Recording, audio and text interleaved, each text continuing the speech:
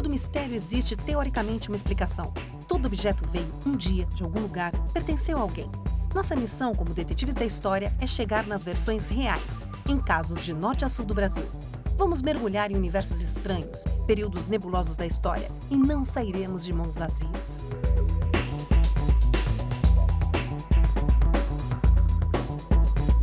Os detetives da história hoje revisitam 2 episódios que marcaram o passado do Brasil, levantando fatos, investigando documentos e descobrindo o real significado de objetos que pertencem a pessoas comuns como você. Nosso primeiro caso parte de uma velha espada encontrada numa ilha da Baía de Guanabara, no Rio de Janeiro. Renata Imbriani, detetive da história, vai investigar as origens deste objeto, que, segundo os donos, teria estado na Guerra do Paraguai, o maior conflito armado da América do Sul. Um livro raríssimo poderia acabar de vez com as polêmicas que envolvem a construção da estátua do Cristo Redentor? Quem seria o autor de uma destas 7 maravilhas do mundo moderno? Esta é uma missão para o detetive da história André Guerreiro. Você agora verá a história ser reescrita, embarcando nas investigações dos detetives da história.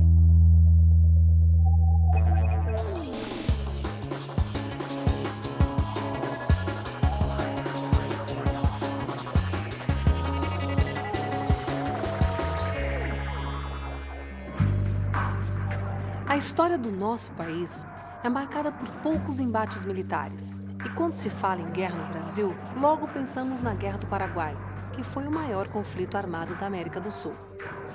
A guerra durou mais de 5 anos e tirou a vida de cerca de 50 mil brasileiros.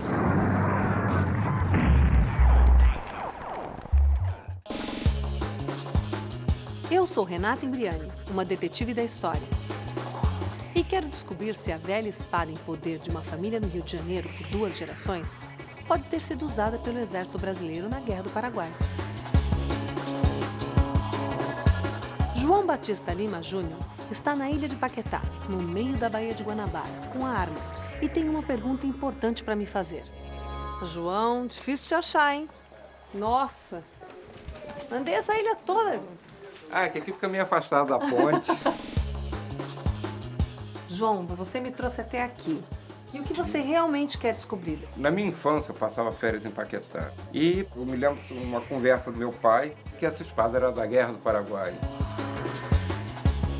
Quanto tempo essa espada está em poder da sua família? Há mais de 40 anos.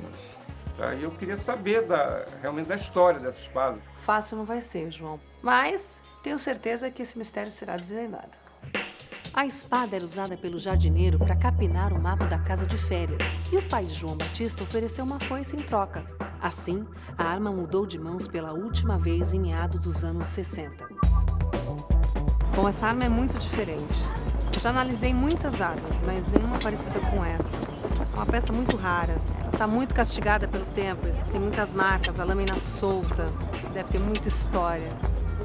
É uma espada muito antiga, mas será que foi usada na Guerra do Paraguai? Vou conversar agora com o Capitão Armada, chefe da seção de pesquisa do Museu Histórico do Exército, no Forte de Copacabana, zona sul do Rio, onde 3 outras espadas antigas de guerra estão em exposição. Bom, nós temos aqui 3 exemplares, 3 espadas, da época da Guerra da Tríplice Aliança, também conhecida como Guerra do Paraguai. Então aqui no guarda-mão, a inscrição P2, que significa Pedro II. Então uma característica mesmo que a espada era da época do Império. Muito provavelmente esse era um sabre oficial. A lâmina é de um lado só, característica de sabre. O outro lado é bem mais grosso. Aqui na parte de cima, o fabricante, Alex Solinger. Capitão Armada ainda me fala sobre a importância das espadas na Guerra do Paraguai e como elas diferem entre si. Uma espada menor, uma espada que era utilizada por uma pessoa de estatura menor. E temos aqui a terceira espada. Nós temos aqui nesse guarda-mão uma característica bastante interessante, que é o retraimento dessa peça. E quando ela estiver em uso, essa parte serviria para quê? Para proteger o polegar do combatente. Aqui eu percebo nitidamente que existem muitas diferenças entre a espada de João Batista e as que fazem parte do acervo do museu. Muito provavelmente, essa espada era utilizada por uma pessoa que necessitava ter mais mobilidade. Ele me diz que os combatentes não tinham oportunidade de recarregar suas armas de fogo. E então, na hora H, o golpe de misericórdia era feito com uma espada. Capitão, o que o senhor pode me falar sobre essa espada? Seria a ponta da espada, ela foi quebrada, provavelmente a gente perdeu aí talvez uns 10 centímetros de lâmina aqui. Provavelmente era um sabre de cavalaria. É provável que tenha sido utilizada realmente durante o conflito, talvez até de ser de período anterior. Então, capitão, essa espada poderia ter sido usada na Guerra do Paraguai.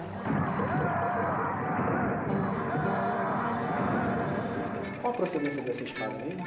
Ela foi encontrada há 40 anos na ilha de Paquetá, nas mãos de um jardineiro que utilizava como ferramenta de trabalho. Algumas ilhas da Baía de Guanabara, elas foram utilizadas como uma espécie de refúgio para aqueles que retornavam da Guerra do Paraguai como inválidos. É surpreendente a afirmação do capitão Armada de que alguns inválidos da Guerra do Paraguai foram enviados para as ilhas da Baía de Guanabara é uma pista muito importante para mim. Mas que combatente era esse? Oficial? Voluntário? A espada poderia ter salvo sua vida no fronte de batalha? Enquanto a Renata começa a mergulhar na intrigante história da Guerra do Paraguai, eu me dedico ao próximo caso, que nos leva à década de 1920, quando nasceu o projeto de um dos principais cartões postais brasileiros, a estátua do Cristo Redentor no Rio de Janeiro. Um livro raro, publicado em 1936, reacende questões em torno do mito do Corcovado e ajuda a reescrever a história da construção do Cristo Redentor. Meu nome é André Guerreiro e eu sou um detetive da história. Estou indo agora para o desativado Hotel das Paineiras.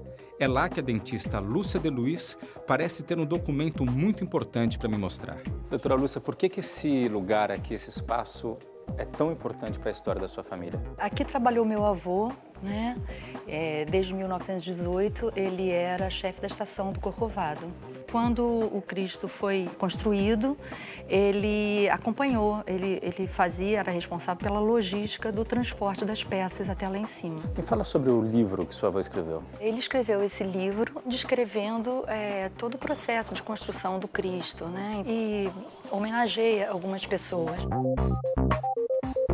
Coletânea Literária e Turística da cidade do Rio de Janeiro, 1936. O grande monumento que ora se ergue no alto do Corcovado, encarado exclusivamente sob o ponto de vista técnico, deverá marcar época entre os mais notáveis no gênero.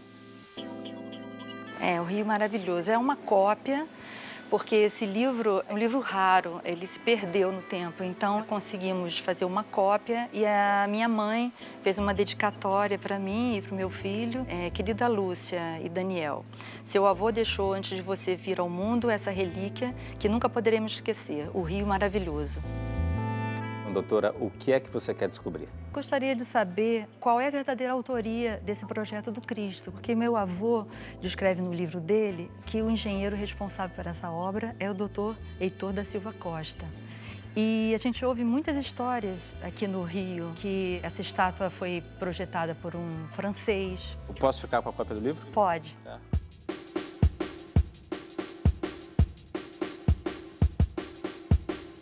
Só para matar minha curiosidade, eu vou perguntar para os visitantes qual a versão da história do Cristo que eles conhecem. Sabe me dizer qual é a história do monumento? Foi um presente? Foi um presente. De quem? Não sei te dizer, não. Foi algum país aí. Os britânicos, alguma coisa assim. Não, o projeto é brasileiro. É brasileiro. Segundo ouvi falar, foi 1933. Isso. Foi inaugurado em 1931 pelo presidente Getúlio Vargas. Cada informação que eu tenho, uma não bate com a outra. Eu escutei que era bem da França. Estamos aqui em cima na Pedra do Corcovado, a 710 metros ao nível do mar. Ali é a entrada da Baía de Guanabara. São 38 metros, contando com um pedestal. Até os guias turísticos têm sua versão própria da história. Tudo é realmente muito confuso. E o monumento em si, como é que foi o projeto? Foi um presente dos franceses para os brasileiros. porque veio da França para cá e a parte mais trabalhada da estátua foi um trabalho de um francês. Do alto do Corcovado, quem não fica fascinado ao ver do seu peitoril a cidade grandiosa, a mais linda e mais famosa, o coração do Brasil?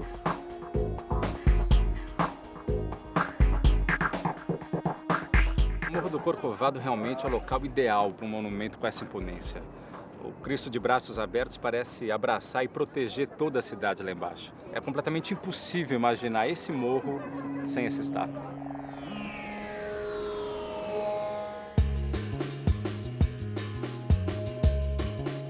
Quem sabe, na Biblioteca Nacional do Rio de Janeiro, onde ficam arquivados alguns dos documentos e publicações mais importantes da nossa história, eu encontro alguma pista mais reveladora. As informações truncadas dificultam qualquer avanço na minha investigação. Parece que, mesmo apesar de passados quase 80 anos, ainda não existe uma versão oficial para esse caso. Aqui no site do IPHAN tem uma página que diz o seguinte: o Cristo Redentor, conhecido nacional e internacionalmente, começou a ser construído em 1926 a partir de projeto do arquiteto francês Paul Landowski.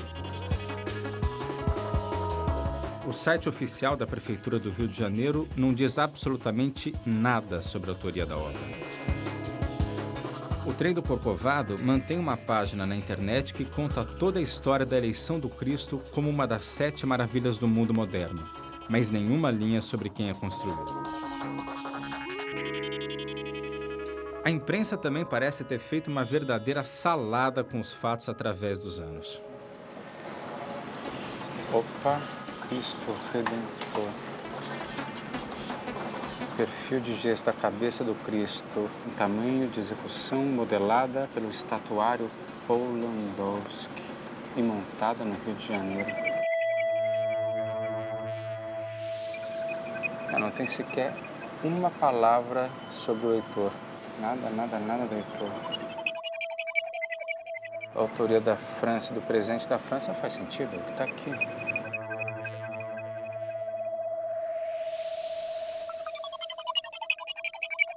Jornal Dia, 9/8/2001. O projeto da estátua do Cristo Redentor foi desenvolvido na França pelo arquiteto Paul Landowski, autor da peça de terracota.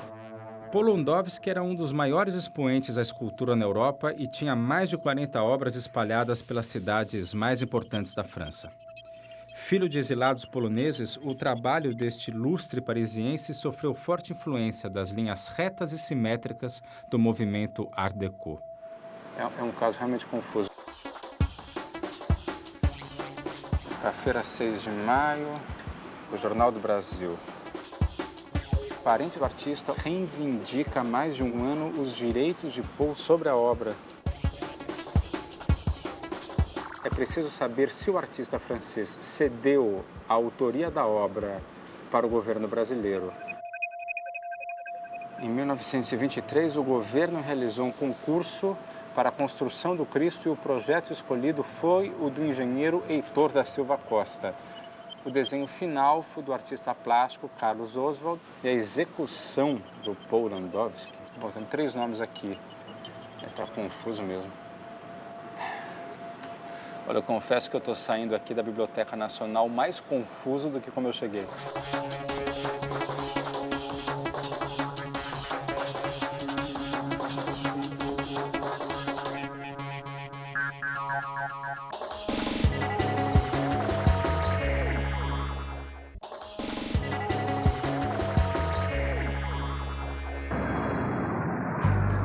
A Guerra do Paraguai e a construção do Cristo Redentor são capítulos da nossa história até agora obscuros.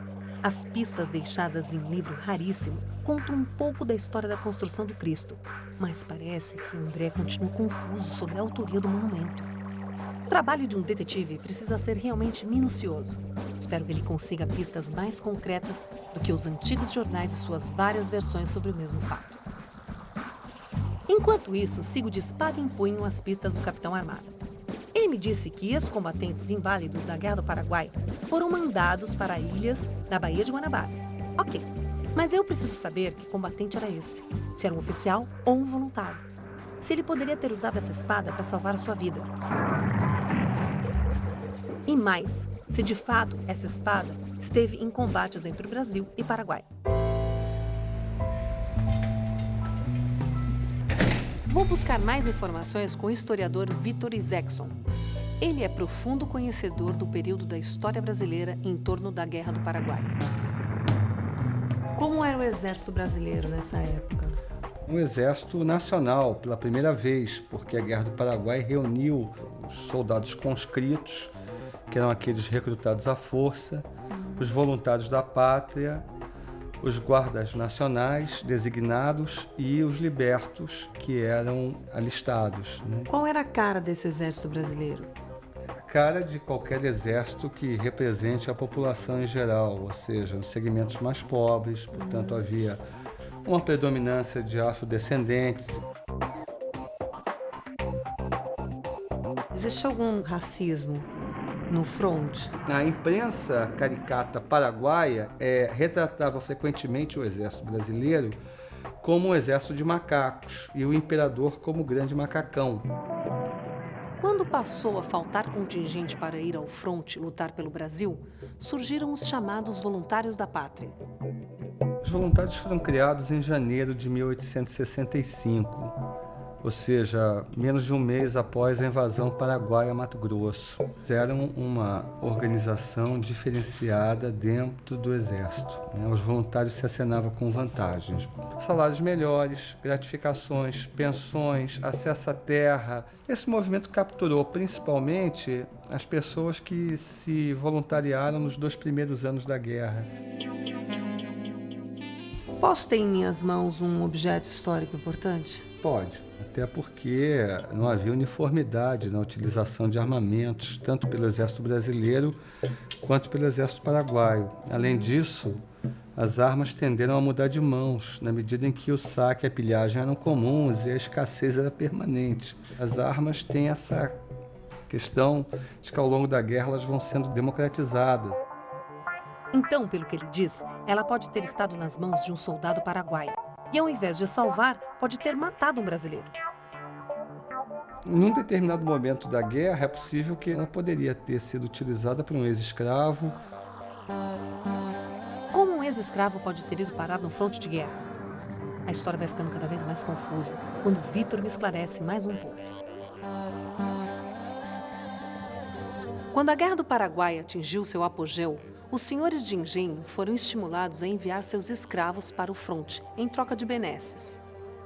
Apesar de os escravos serem um bem valioso, era mais vantajoso obter um título ou benefício para suas famílias. Desta forma, um escravo que fosse enviado ao fronte como voluntário conquistaria sua alforria condicional.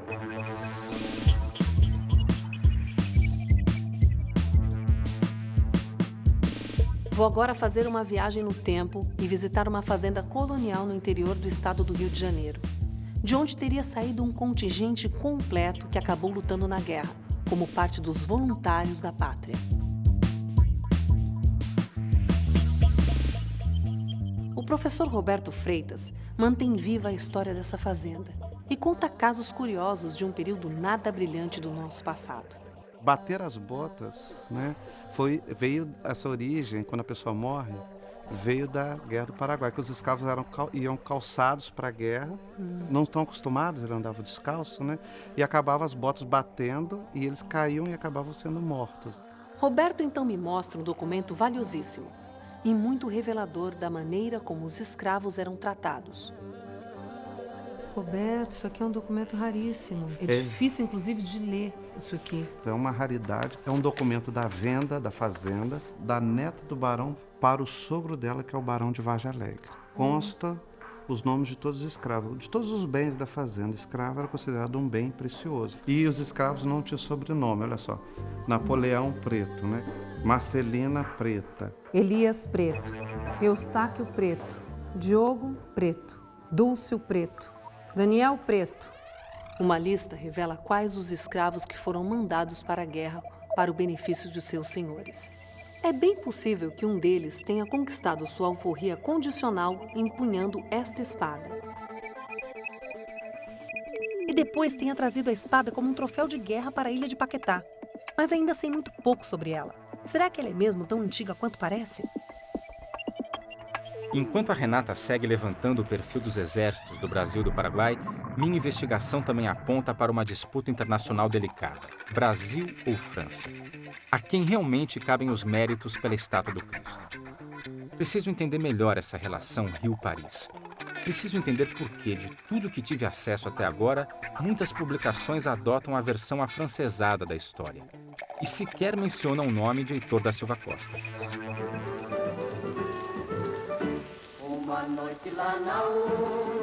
Antes da Segunda Guerra Mundial, o Brasil sofria forte influência da cultura francesa. O francês era a língua obrigatória nas principais escolas, e a arquitetura do centro da cidade é até hoje a prova viva de que houve uma intenção de se fazer do Rio de Janeiro uma Paris dos trópicos. Será que a história da construção do Cristo acabou virando um mito distorcido ou o monumento de fato veio da França? O arquiteto e professor da UFRJ, Olínio Coelho, vai me ajudar a entender melhor o contexto histórico do Brasil nas décadas de 20 e 30. Quando Dom João veio para o Brasil, ele quer fazer a capital do império todo português, né? A sede do reino português. E com isso ele porta logo uma missão francesa, para justamente criar no Brasil um polo de cultura ao molde da cultura francesa. É como se podia dizer, Paris nos trópicos. O chique era ser francês. O chique era ser francês, exatamente. Mas toda essa influência francesa foi fundamental na formação do Brasil, né? O professor Olínio me conta que no Estado Novo dos anos 30, somente o que vinha do exterior e principalmente da França era considerado bom. O mesmo comportamento que existiu no Império fundado por Dom Pedro continua existindo na República a partir de 1889. Art Deco, o auge na França foi em 1925. Com a grande exposição de artes decorativas. Exato. E vai influenciar o mundo inteiro, inclusive o Brasil. Algumas fachadas nossas ecléticas são decoradas com elementos Art Deco.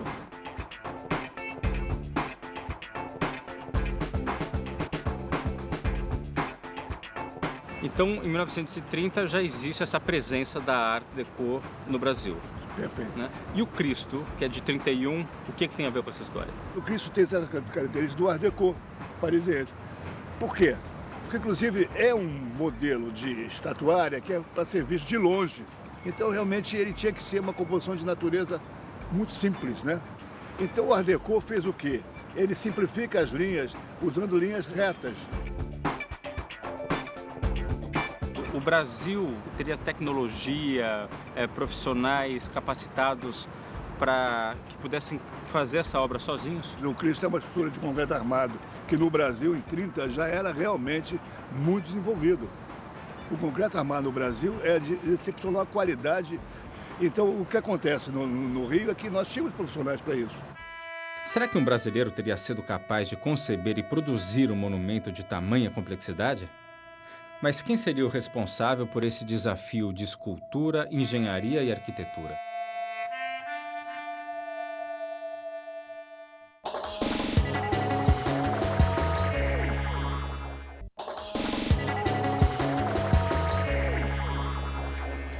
Uma velha espada que teria sido usada na Guerra do Paraguai. Um livro raro que fala sobre a verdadeira autoria da estátua do Cristo Redentor. Eu e André seguimos tentando chegar na verdade por trás desses objetos e mitos da história do Brasil. Mas nem sempre os relatos, documentos e registros são suficientes para um detetive. Num determinado estágio da investigação, precisamos de provas científicas, análises tecnológicas. Por que até agora não conclui nada? A espada pode ser brasileira, paraguaia, pode até ter sido usada por um ex-escravo na guerra. Preciso seguir uma pista mais concreta. Afinal, qual será a idade da espada? Para eu ter a confirmação técnica, vou a um dos mais avançados centros de metalografia do Brasil, o COP. Professor Baixa? Ele mesmo. Renata, prazer. detetive da história. Tudo bom? Tudo bem. Que tipo de análise o senhor poderia fazer nessa espada? O professor Fernando Bastian vai me explicar como funcionam seus processos de análise de materiais. O que se faz é o que se chama uma análise metalográfica, né? Ela passa por um polimento dessa região oxidada, né? depois um polimento com pasta de diamante, né, muito fina.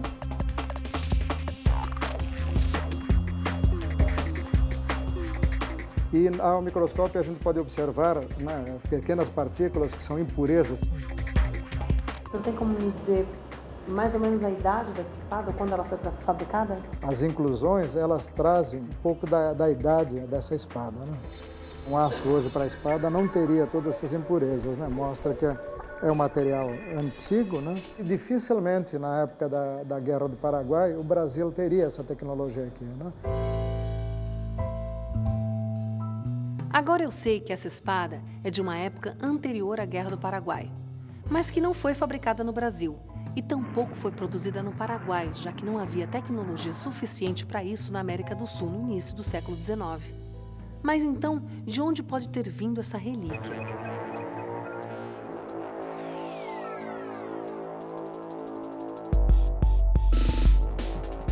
Renata está absolutamente certa. É hora de buscarmos provas científicas. E se o teste de metalografia conseguiu revelar a idade aproximada da espada, acho que as plantas e croquis originais do Cristo podem me ajudar muito a identificar seu verdadeiro autor. E se um brasileiro foi capaz de conceber um monumento desafiador como este, com elementos de escultura, engenharia e arquitetura, ele certamente foi membro do Clube de Engenharia do Rio de Janeiro. É lá que eu vou procurar as plantas do projeto. O Clube de Engenharia do Rio de Janeiro, a mais antiga sociedade de engenheiros da América Latina, foi fundado em 1880. O clube foi palco de algumas das discussões mais importantes da história recente do Brasil, como a abolição dos escravos e a nacionalização do petróleo. E parece que Heitor da Silva Costa foi um dos seus membros mais ilustres. Nós temos aqui a ficha de entrada do Heitor no Clube de Engenharia, em 1903, dia 1º de 6 de 1903. O diretor técnico do clube, Ronaldo Cavalheiro, me conta que o projeto do Cristo Redentor nasceu como uma ideia em 1921, quando o Círculo Católico criou uma concorrência aberta para a construção de um imponente monumento religioso em comemoração ao centenário da independência no ano seguinte. E o Heitor da Silva Costa foi o engenheiro brasileiro que ganhou esse concurso. Heitor enfrentou problemas de engenharia em sua obra inovadora. Nunca no mundo se havia feito uma estátua daquele porte em concreto armado e aquele projeto era extremamente ambicioso para o seu tempo.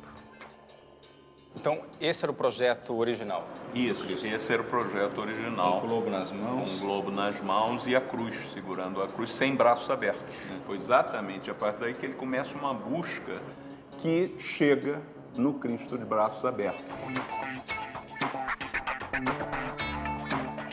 Aqui você já tem, nesta outra planta, a inclinação da cabeça, né? Que o Heitor tanto queria, o Cristo olhando para a população do Rio de Janeiro. Essas são as plantas originais do projeto? Originais do projeto. Esse projeto, ele é um projeto de engenharia, ele é um projeto de arquitetura e escultural. Por isso ele procura o Paul Landowski, porque era um grande escultor da época, que tem a contribuição da concepção artística do rosto do Cristo e das mãos, e do modelo reduzido de 4 metros de altura da estátua em gesso. Quantas peças do Cristo vieram da França? Uma imagem de 4 metros de altura em gesso, para que, a partir do modelo reduzido, você criasse a imagem real. E vieram também em gesso a cabeça e as mãos do Cristo. E a partir desse modelo é construído a imagem do Cristo. Depois de tanto ver o nome do francês Paul Landowski relacionado ao projeto do Cristo, preciso enfim entender qual foi a sua participação efetiva nessa história.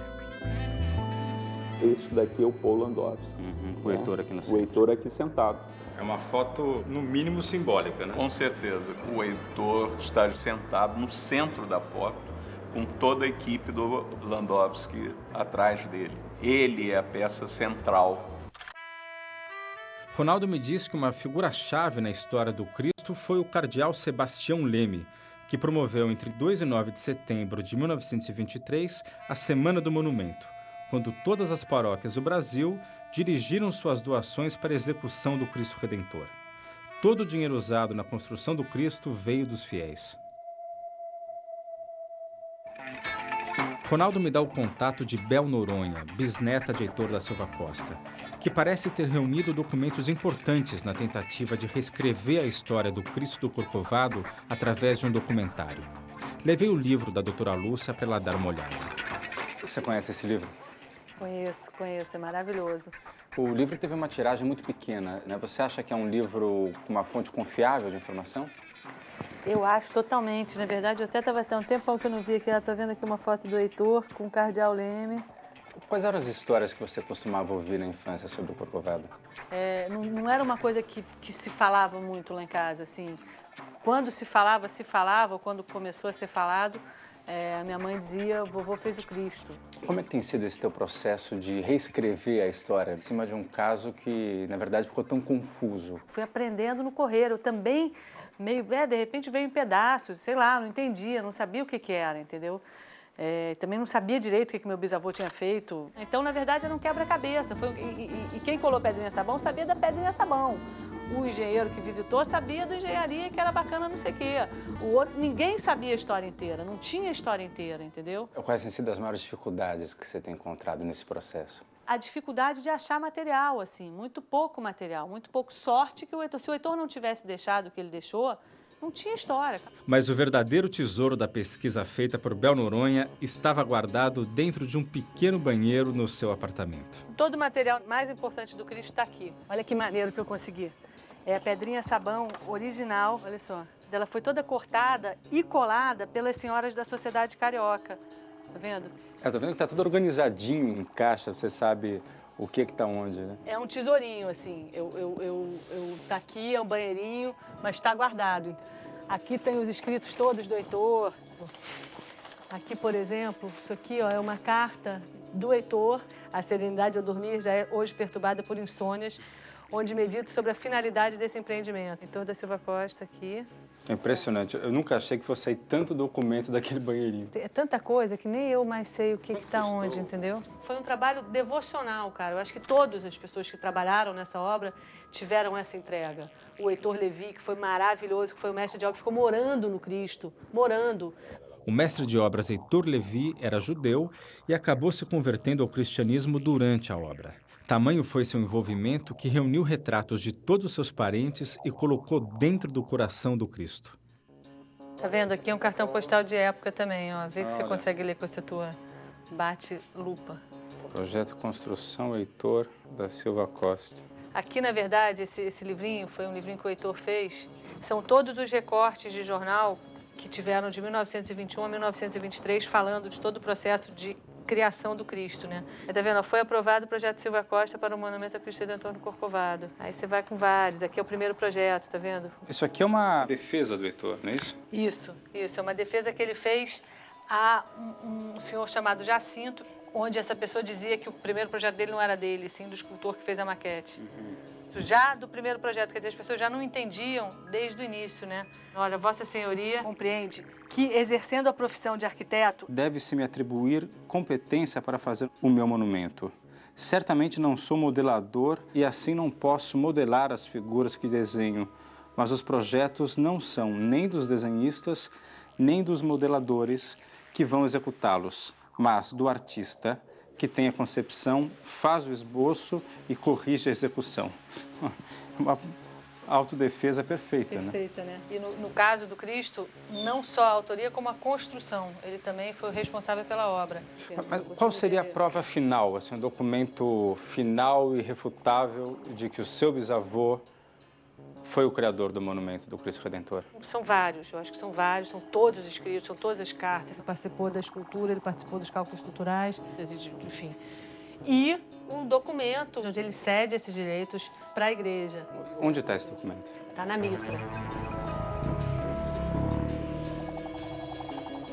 Mas será que a mitra tem mesmo a peça que fecha o quebra-cabeça da autoria do Cristo? Será que finalmente poderemos confirmar tudo o que está descrito no Rio Maravilhoso?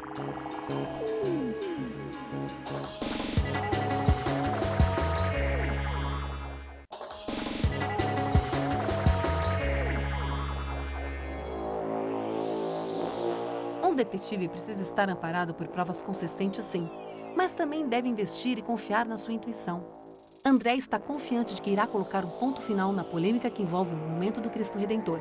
Seguindo a dica de Bel Noronha, bisneta do engenheiro Heitor da Costa, ele vai analisar alguns documentos na mitra arquiepiscopal do Rio de Janeiro. E eu sinto que estou me aproximando de um veredito sobre a espada. Pouco a pouco a história vem à tona. Já sei que ela tem sim idade suficiente para ter sido usada na Guerra do Paraguai. Excelente! Mas também sei que ela não foi fabricada na América do Sul, já que não havia tecnologia para isso aqui no início do século XIX. Ou seja, ainda preciso descobrir sobre a procedência da espada e sobre como ela foi parar no meio deste conflito. Mas o que mais me intriga é o fato de que ela pode ter sido usada por um soldado brasileiro, mas também pode ter estado nas mãos de um adversário paraguaio. A grande dificuldade para se chegar a qualquer conclusão a respeito dessa espada é a falta de registros iconográficos da época, mas algumas pinturas são extremamente ricas em detalhes. Para saber se os quadros pintados sobre a Guerra do Paraguai são fontes confiáveis de referência para uma investigação, eu vou conversar com o historiador e pesquisador do IFAM, Ader Homero de Castro, no Museu Histórico Nacional do Rio de Janeiro. Para eu analisar esta espada, eu posso usar um quadro como esse? Em alguns casos é a única fonte possível, né? Porque na época do Império, colônia, a documentação era muito escassa e imprecisa. Então, às vezes, a única informação que a gente consegue localizar um objeto é através de uma imagem, que seria um quadro desses. Então, é uma fonte interessante para contextualizar o objeto.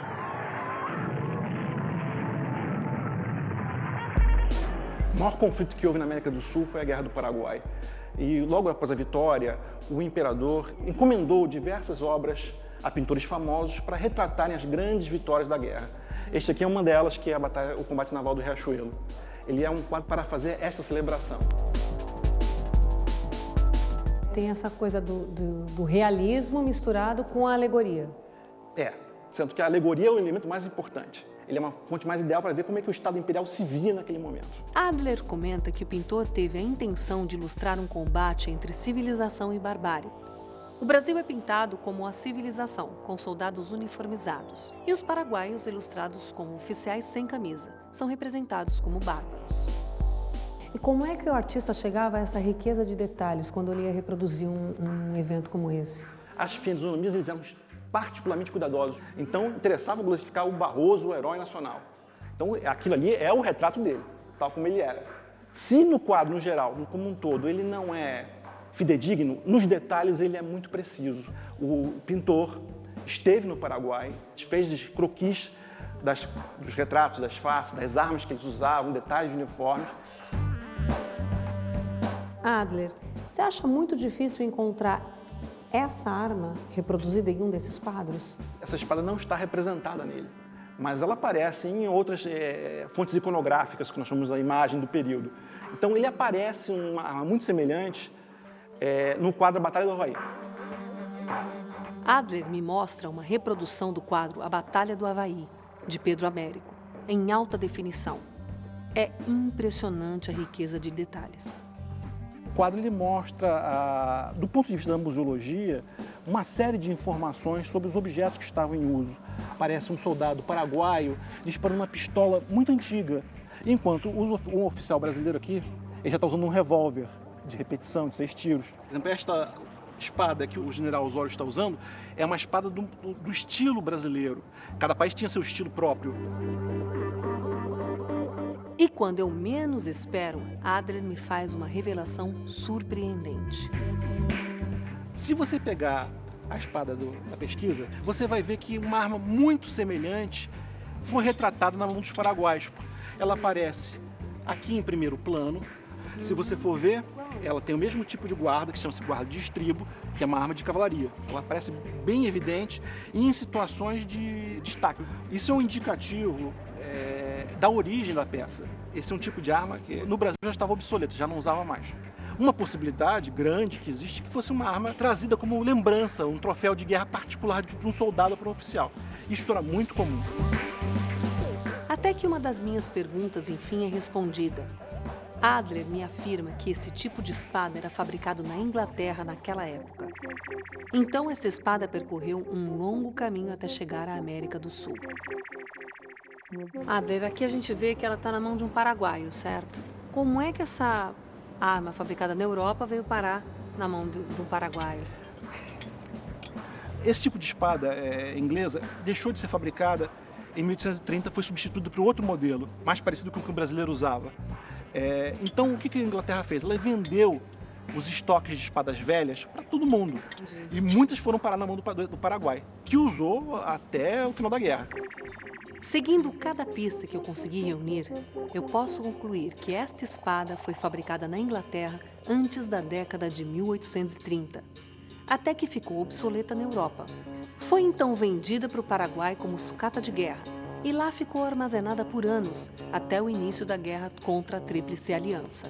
Durante a Guerra do Paraguai, a espada cruzou a fronteira e passou para o lado brasileiro, em alguma batalha. Foi trazida para o Rio de Janeiro como um troféu de guerra e foi parar em uma casa na ilha de Paquetá, nas mãos de um jardineiro que usava ela como ferramenta de trabalho.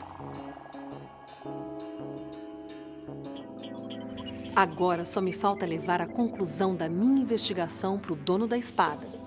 João Batista não vai acreditar na história dessa arma de guerra e o quanto ela viajou no passado até chegar às suas mãos. Com muito orgulho, eu levo as boas novas até a sua casa na zona norte do Rio de Janeiro. Ele tem em casa uma verdadeira relíquia de guerra.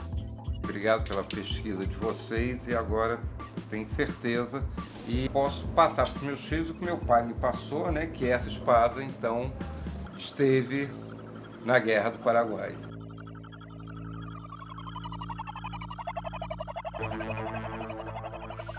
Cada pista falsa, cada desvio de rota na investigação é recompensada pela satisfação de ver o mistério finalmente revelado.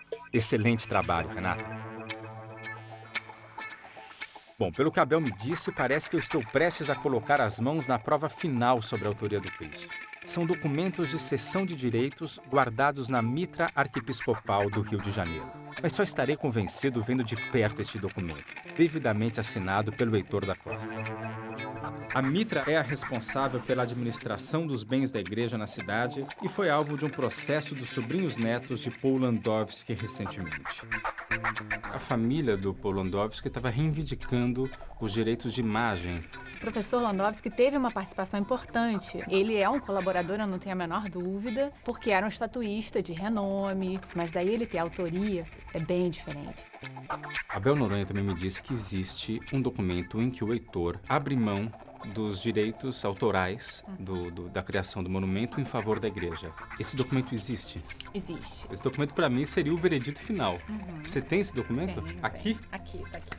Aqui é escrito à mão mesmo, escrito à mão, com pena, provavelmente, pena. Né? É uma escritura pública, lavrada em cartório, na qual o Heitor da Silva Costa é contratado para a execução do projeto. E ele cede todos os direitos para a igreja no Rio de Janeiro. Aqui, cláusula 2ª. Doutor Heitor da Silva Costa cede e transfere gratuitamente seus direitos autorais no projeto artístico do Monumento ao Cristo Redentor, passando tudo desde já para a sociedade civil. Nesse mesmo documento, ele se obriga a ir à França, subcontratar Paul Landowski para a execução da cabeça e das mãos, e também obter do Paul Landowski a cessão de direitos autorais. É emocionante ver esse material. E em contraste com essa escritura histórica, foi encomendado a um escritório especialista em marcas e patentes para que fosse de vez esclarecida a questão da autoria. Então nós fornecemos a eles toda a documentação necessária e eles chegaram à conclusão de que o autor do projeto é o Heitor da Silva Costa. Está tudo isso aqui. Está tudo aí. Isso é uma cópia? Isso é uma cópia. Posso ficar com essa Pode. cópia? Tem uma pessoa que vai gostar muito de ter isso aqui em mãos.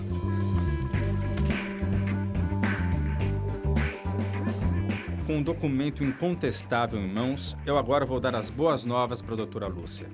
De fato, o Heitor da Silva Costa é o autor do Monumento do Cristo Redentor. Existe um documento que é definitivo, né? E eu tirei uma cópia desse documento que eu queria lhe dar. Eu estou bastante orgulhosa. Eu e minha família toda vai ficar, a gente Saber que o nosso avô fez um livro e que ajudou a desvendar esse mistério.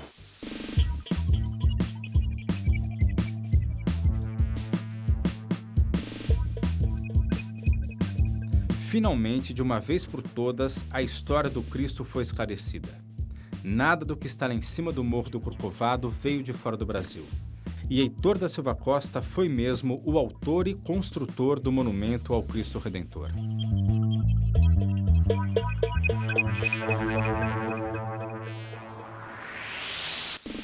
Nos próximos episódios de Detetives da História, vamos revisitar outros capítulos do passado do Brasil. Como a história de um par de óculos que poderia ter sido usado por Lampião, ou o clube que reivindica o título de primeiro time de futebol do país, ou ainda a bandeja de prata que supostamente foi presente de Dom Pedro I para um fiel escudeiro. Vamos continuar nossa viagem pela história do Brasil, desvendando estes e outros mistérios.